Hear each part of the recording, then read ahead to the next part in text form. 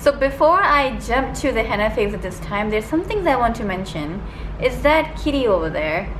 The cats actually got a bath today and they're just not very happy. But you know, my cats, when they take a bath, they actually get really close and start being extremely affectionate towards me.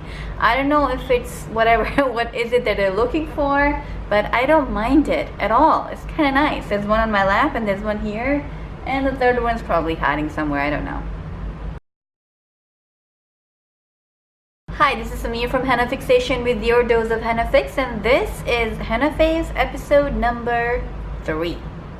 So the weather outside right now is 100 degrees and it's supposed to be around 115 degrees Fahrenheit throughout this week. So that means that the henna client in my region becomes dormant. They don't want to leave their house. But you know what? I know that there's some people up north or in some colder parts of the world where in winter is when everything becomes dormant for them. But for me, summer is a dormant time. You know, interestingly though, there's so much stuff to do in the henna world anyway, because I follow amazing people on different social medias and they're constantly posting beautiful designs and pictures, and some of them are actually, for some of them, this is a festival season, so they're getting really excited and they're posting a lot more things. But my favorite thing right now is Periscope. You know, sometimes it can get a little bit lonely here when everybody's kind of hibernating in the summer.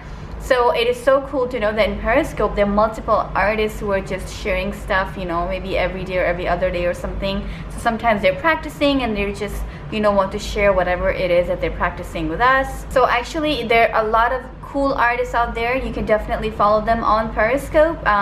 If you don't know where to start, if you can find me at Henna Fixation on Periscope, there are a lot of artists that I follow and I can always invite you whenever they are feeling the need to share something with us. So I'm really definitely enjoying that platform and I recommend that you do the same. This henna is the henna I got from Henna Trends. I love getting henna in the palms. I love the palms so much that sometimes doing something and a little bit of henna peeks out and it just makes you so much happy. But without further ado, I'm going to share with you the first Henna Faves, which is my design crush, and this is by Catcher. So I found this design on Instagram, Catcher, and I was just hooked by it. And you know, if you have seen any of my other episodes, then you know that the designs that I look for, the design that, you know, give me that extra boost of inspiration and just awe, is not always the designs that are just taking over, you know, a body. Doesn't mean that it's a larger design. For me, what gets me excited about henna is the technique. It's not necessarily the coverage or the length of the design. So here again, I was so inspired by the technique and I had to talk about it and share it with you guys. So this is a design and I'm going to be looking at it with you guys, and it is so beautiful and I want to talk about it. The flowers on it. Okay, so something that I've noticed is that I've been really attracted to flowers these days.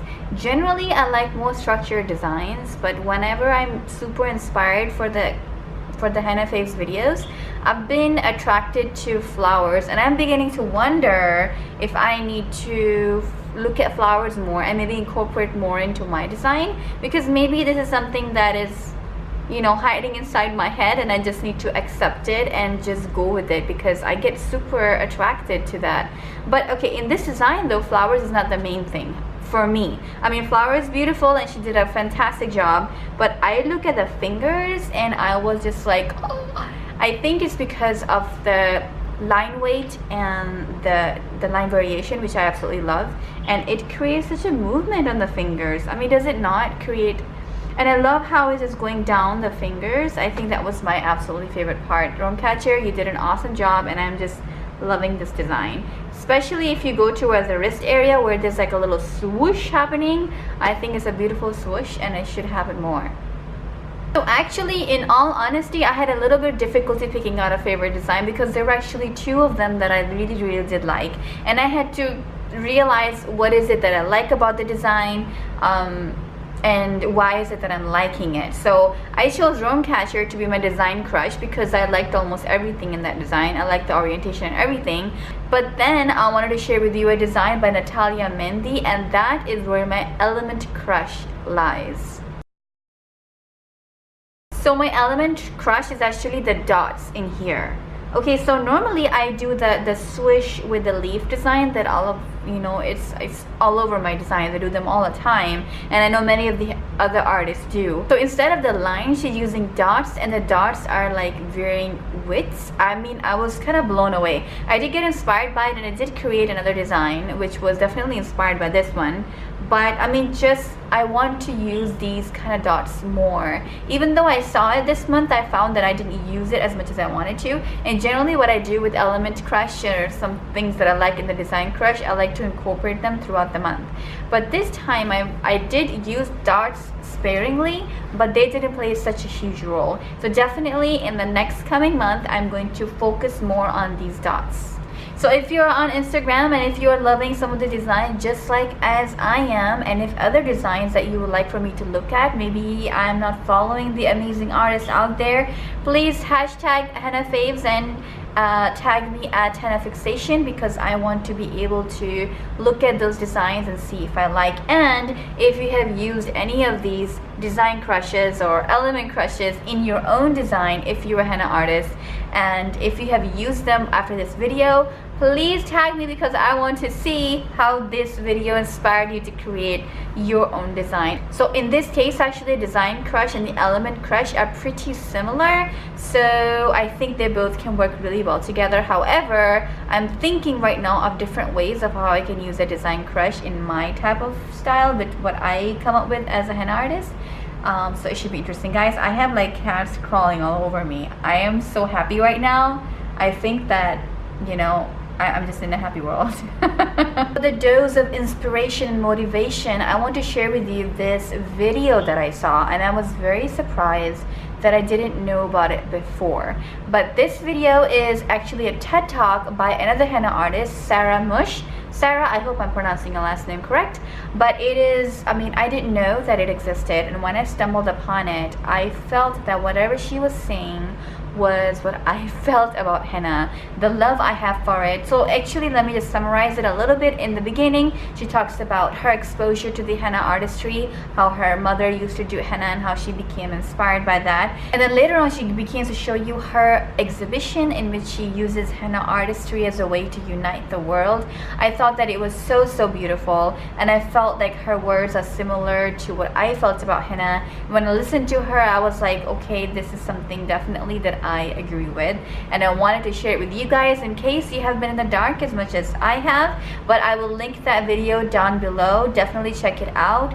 She is another henna artist. I believe she recently has moved to Dubai. She was in Hong Kong, and I think she's in Dubai, but sometimes she goes to Karachi. So I don't know where she is right now, but definitely I'm going to link all of her information down below so you can give her a follow and like and check her out. I think her video was amazing, and that makes me like her more as a person.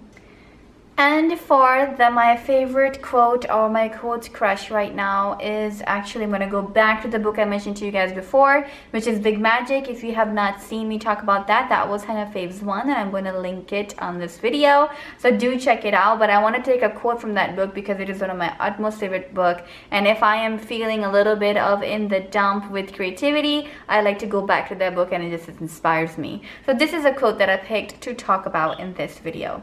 Fear is always triggered by creativity, because creativity asks you to enter into realms of uncertain outcome, and fear hates uncertain outcome.